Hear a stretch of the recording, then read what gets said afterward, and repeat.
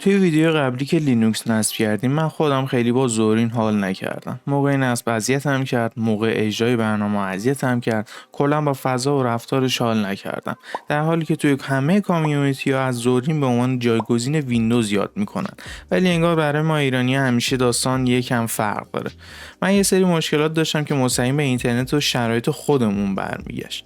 اما توی این ویدیو میخوام یه لینوکسی رو معرفی کنم که قبلا از زورین خودم استفاده میکردم و تجربه خیلی لذت بخشی داشتم باش. معرفی میکنم اومارچی، یه توزیع لینوکس بر پایه آرچ که از دسکتاپ هایپرلند استفاده میکنه. اگه تا حالا اسم ویندو منیجر یا تایل منیجر به گوشتون خورده باشه، هایپرلند یکی از معروف ترین و خفن ترین ناشه. حالا یعنی چی؟ فرض کن چند تا برنامه رو همزمان باز میکنی، به جای اینکه بریزن رو هم و شلوغ بشه خیلی تمیز کنار هم مرتب برات چیده میشن. دقیقاً کاری که هایپرلند و تایل منیجر بعد انجام میده. حالا شاید بپرسی خب چرا خود آرچ رو نصب نمی‌کنی و بعد هایپرلند روش بالا نمیاری؟ یه نکته کوتاه این وسط بگم قبل اینکه اون سوال جواب بدم. توی لینوکس میتونی چند تا دسکتاپ مختلف داشته باشی و هر کدوم کاربری و فلسفه خودشو داره. توی آرچ دستت کاملا بازه. اما چرا اومارچی؟ چون اومارچی کانفیگ ها رو از قبل انجام داده، برنامه‌های ضروری رو نصب کرده و کاری کرده که لازم نباشه از همون اول درگیر دردسرهای خام هایپرلند که توی ادامه ویدیو دقیقاً نشونتون میدم. به پروسه همیشگی نصب. فلش همیشگی رو در میاریم، فرو میکنیم به کامپیوتر، برنامه یار همیشگی رو روز، ایمیج اومارچی رو انتخاب میکنیم، صبر میکنیم تا بوتیبل بشه، ریستارت، اسپم دکمه F12، فلش توی بوت، سیو و ریست، الهی دورت بگردم. حالا اومارچی بالا میاد، چند تا سوال ساده ازمون میپرسه مثل همیشه، انتخابای لازم رو انجام میدیم و به نام پدر و پسر روح القدس این بازی کثیف تموم میشه. خب خیلی خوش اومدیم به اومارچی. راستش این تجربه اولیه من نیست، چون قبلا باهاش کار کردم و میدونم قراره چی ببینم، پس شرمنده. قول میدم ویدیوی بعدی تجربه اولی هم باشه. دوستان این محیط اومارچی هستش. اول که واردش میشین یعنی با یه همچین فضایی مواجه میشین. همه چیز خیلی ساده است، هیچ پیچیدگی خاصی نداره. توی در واقع اومارچی یا هایپرلند آرچ ما کلا بیشتر با کیبورد کار میکنیم. یه سری شورتکات داره که باید با اون شورتکات ها کار بکنین. مثلا دکمه ویندوز الان اسمش سوپره، ما باید با سوپر کار بکنیم. مثلا شما اگر سوپر و اسپیس رو بزنین میبینین که کل برنامه‌مون اینجا باز میشه. برای مثال میگم هر چیزی که بخواین رو اینجا سرچ میکنین، مثلا فایل رو سرچ میکنین فایلاتون باز میشه. یا مثلا میخواین کروم رو سرچ بکنین، کروم رو سرچ میکنین کرومتون باز میشه. یا همچین سیسی داره. اگر بخواین منو اصلی رو باز بکنین، به همه چی دسترسی داشته باشین، اینو میزنین. این منو اصلیشه و تقریبا همه اتفاقا اینجا اتفاق میفته. ما تمام این منوها رو میریم میگردیم با هم دیگه. سعی میکنم تا اونجایی که بتونم براتون چک بکنم، نمیخوام هم زیاد وقت ویدیو بره بالا. توی قسمت اول که همون در واقع سوپر و اسپیس رو که بزنیم اپا باز میشه، کاری با اون نداریم.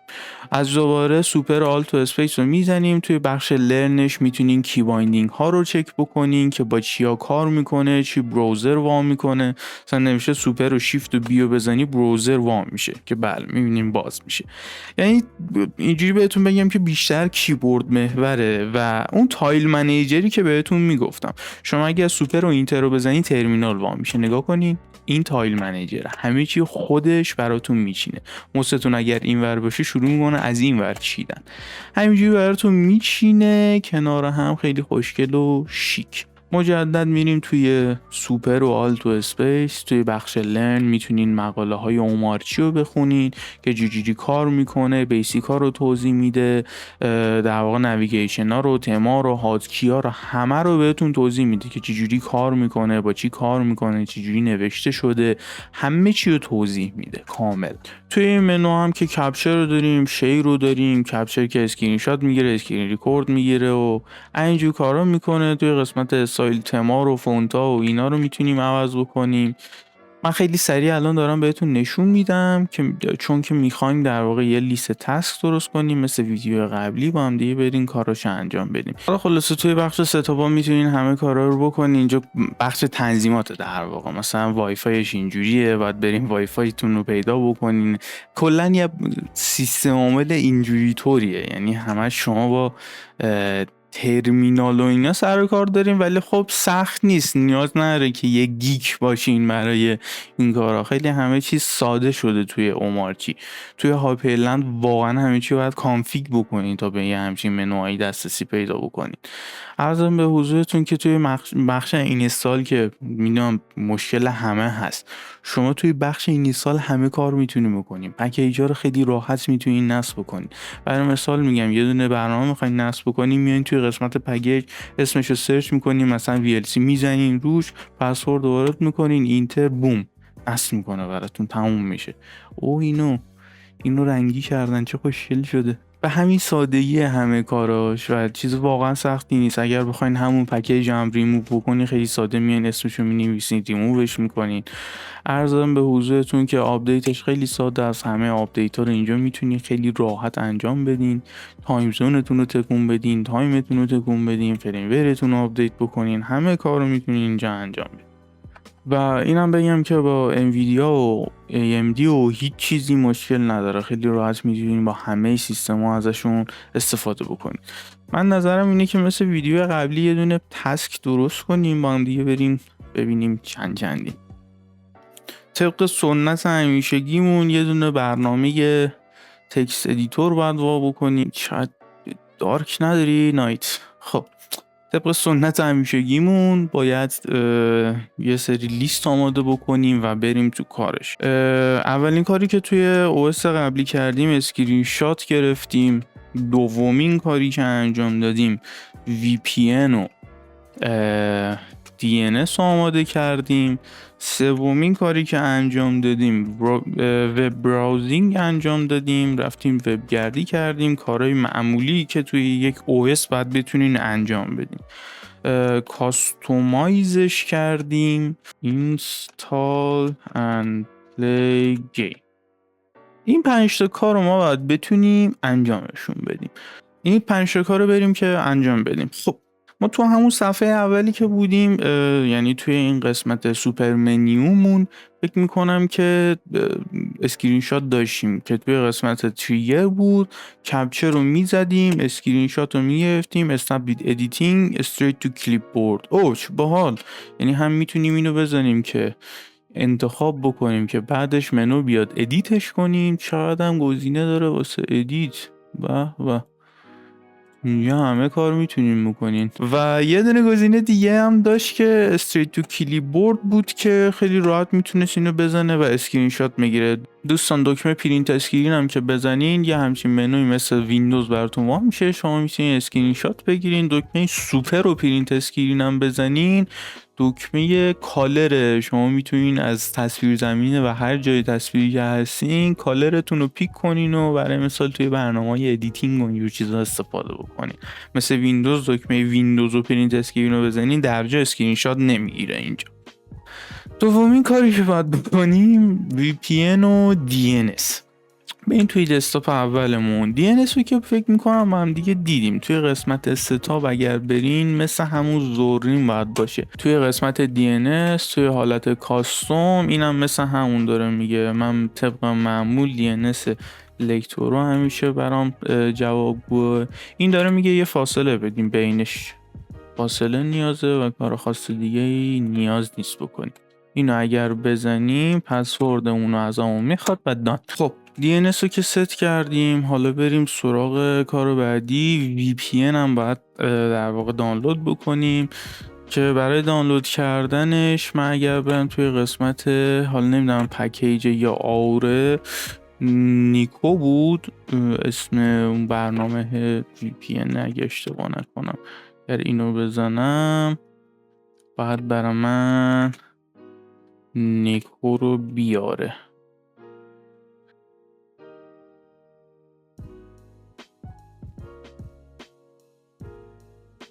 خب دوستان، اینم از در واقع VPN نیکو. شما میتونین اینجا کانفیگایی که دارین رو پیست بکنین و از تون مود و سیستم پروکسیش استفاده بکنین.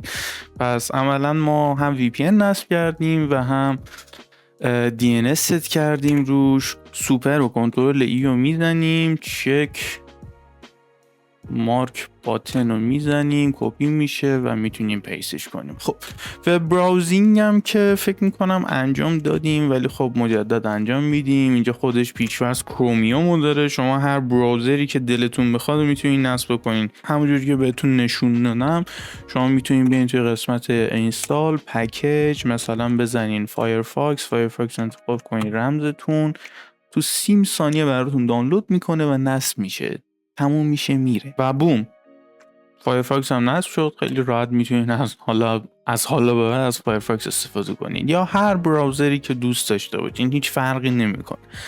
دستتون کاملا بازه. چون توی ویدیو قبلی هم من دیده بودم که یه سری جا براشون سوال پیش اومده بود این نصب میشه اون نصب میشه، همش این نصب میشه. روی لینوکس فقط یه سری برنامه خاص نیستش و یعنی بیشتر برنامه روی لینوکس هم هستش. عرضم به حضورتون که خب وب براوزینگ هم که انجام دادیم دیگه، تقریبا چیز خاصی نیست. شما میتونین هر کاری دوست داشته باشین انجام بدین.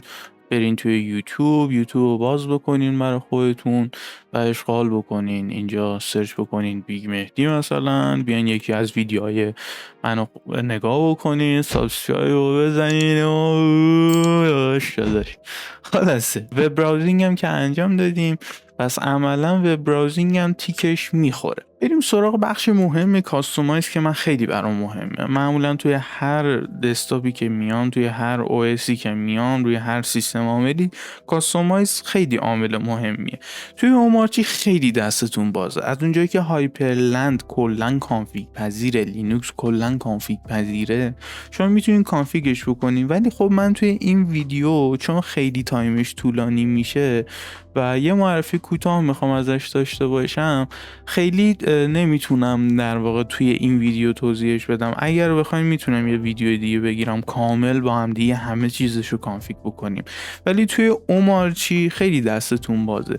همونجوری که بهتون نشون دادم توی قسمت استایل چند تا بخش کلی و مختلف وجود داره. مثلا برای مثال میگم توی قسمت تیم اگر برین، کلی تیمای خفن براتون گذاشتن که میتونین بینشون انتخاب بکنین، هر کدوم رو دوست داشته باشین.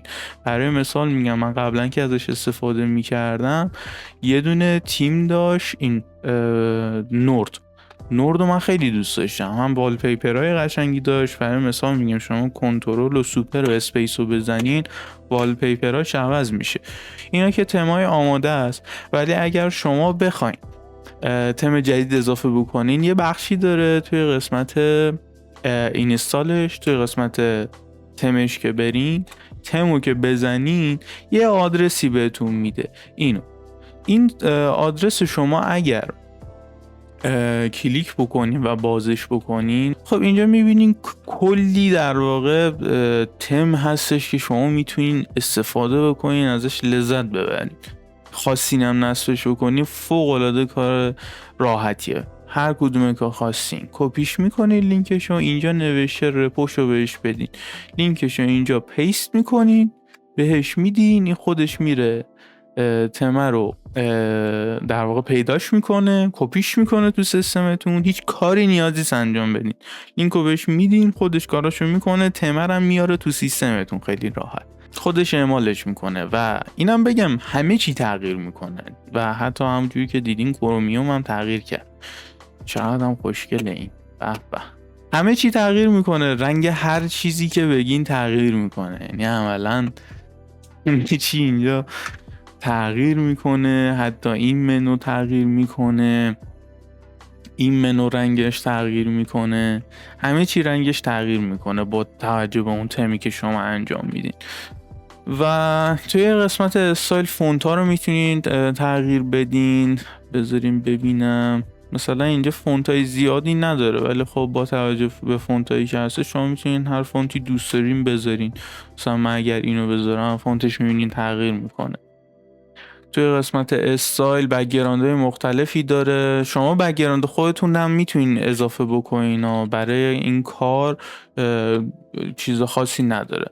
هایپرلند هم که همونجوری که بهتون گفتم شما هر بخشیش که دوست دارین رو میتونین تغییر بدین.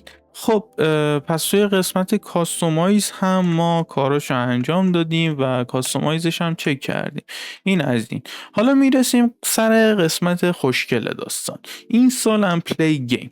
اول ببینیم توی خودش استیم وجود داره که خیر. برای نصبش همونجوری که دیدیم خیلی راحت توی این سال پکیج استیم رو سرچ میکنیم، اینتر 1 2 3 میزنیم و بوم، استیم به همین راحتی پیدا میشه و با یه اینتر خیلی خوشگل بدون داشتن اطلاعات خاصی نصب میشه و نیازی نیستش کار خاص دیگه انجام بدین. خب استیم بالا اومد و همینطور که میبینی صفحه خیلی گنده است. خب این به خاطر تایل منیجر بودن این سرویسه، یعنی به خاطر اینکه تایل منیجر اینجوریه. برای اینکه بتونین درست مرستش بکنین میتونین برین توی قسمت اکسسیبیلیتی UI اسکیل رو کمترش بکنین، مثلا بذارینش انقدر مثل استیم عادی بشه براتون و خیلی راحت بتونین ازش استفاده بکنین. به یه گیم نیاز داریم که بریم توش بازی کنیم. فکر میکنم گیم همیشگیمون رو باید نصبش بکنیم. این گیم رو نصبش میکنم و بعد از اینکه نصب شد پلیش میدیم ببینیم چی جوریه.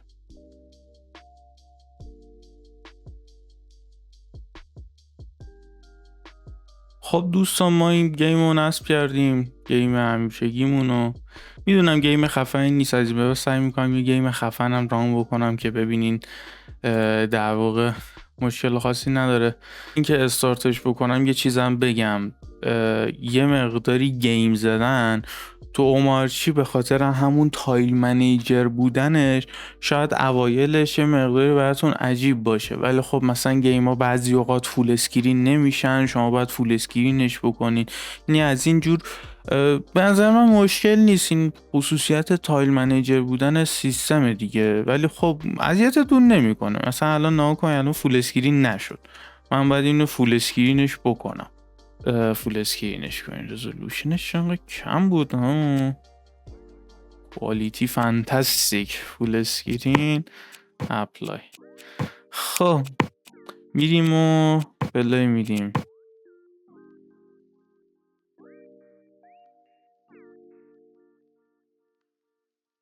خب دوستان عزیز اینم از گیم. به طور کلی بخوام بگم هیچ مشکل خاصی توی این OS براتون پیش نمیاد، برخلاف اون زورینی که داشتیم استفاده میکردیم. همینطور که میبینین تقریبا همه بازی‌ها رو دیگه میتونین توش اجرا بکنین. من سعی میکنم دفعه های بعدی که بخوام در واقع یه OS رو بهتون معرفی بکنم سعی بکنم که یه گیم خفن‌تر مثل حالا مثلا CS اجرا بکنم توش که مثلا اغلب همتون استفاده میکنید، ولی هیچ جای نگرانی نیستش.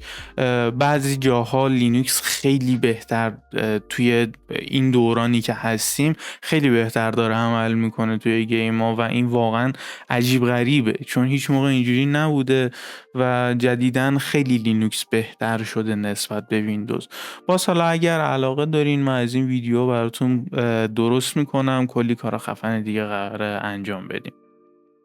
خب اینم از اومارچی لینوکسی که خودم واقعا دوستش دارم و ذوقش رو داشتم بهتون نشون بدم. نظرتون رو حتما بنویسین بگین شما هم باش حال کردین یا نه. اگه از ویدیو خوشتون اومد لایک و ساب یادتون نره و آره و راستی کل ویدیو میخواستم اینو بهتون بگم.